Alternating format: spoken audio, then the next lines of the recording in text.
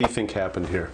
They raised money for nonprofits on the backs of 18 people who were murdered. America, 18 people were in the Lewiston mass shooting. The country donated $6.6 million to help their families. Donors were told 100% would go to the victims and survivors, but $1.9 million was secretly diverted to 29 Somalian nonprofits run by people that decided who got the money. It didn't really hit me until I was in a position with a $93,000 hospital bill that I couldn't cover. This isn't just about stealing from shooting victims. This is industrial scale public corruption that's now linked to the multi-billion-dollar Somalia fraud ring in Minnesota. Gateway Community Services, again, was paid money by the Department of Health and Human Services to be able to pay us for today.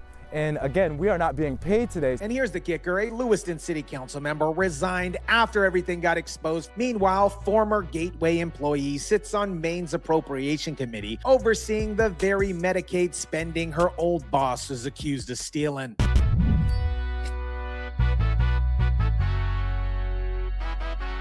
What is up, guys? Tyson De La Cruz here. Thank you so much for rocking with me. The Little Mogadishu store raid is the latest development of what has become an industrial scale investigation into public corruption and the betrayal of the Lewiston mass shooting victims. Let me walk you through the most disgusting part of this story. After the Lewiston mass shooting in October 2023, the Maine Committee Foundation raised $6.6 million from donors across the country who wanted to help families of these 18 people who were murdered. The foundation told everybody, explicitly told donors, that 100% of the money would go to the survivors and the family members. That's what people thought that they were donating to help victims. Raised money for nonprofits on the backs of 18 people who were murdered, 13 people who were shot. They used that to raise money for nonprofits. But here's what actually happened. $1.9 million was diverted into, get this, 29 different nonprofits under something called Broad Recovery Fund. And get this, at least 9 of those nonprofits were immigrant focused, and at least 7 were Somalia-linked organizations.